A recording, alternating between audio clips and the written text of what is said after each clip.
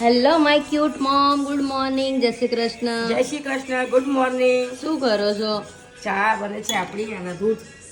તો ગાઈસ, ચા દૂધ બનાવવાનું કામ, ડ્યુટી ચાલુ થઈ ગઈ હો અને એક સાઈડ ભજન પણ ચાલુ છે. હા. મમ્મી તને કંટાળો નહીં આવતો રોજ એક ને એક કામ કરીને? ના આવો કંટાળો. એ મારી એક નોકરી જ છે. ડ્યુટી છે એમ? હા, નોકરી સમજો એ ડ્યુટી સમજો.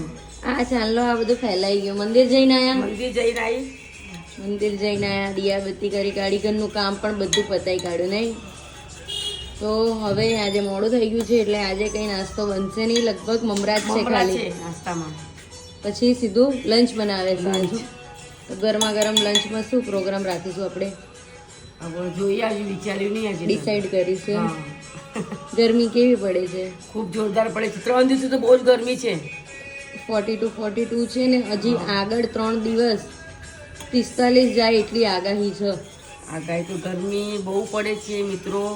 બહુ કામ સિવાય ઘરના બહાર ના નીકળવું. અને તમે જ્યારે બી નીકળો ને તો જો રૂમાલ ભીનો કરીને મોઢા ઉપર રાખવું.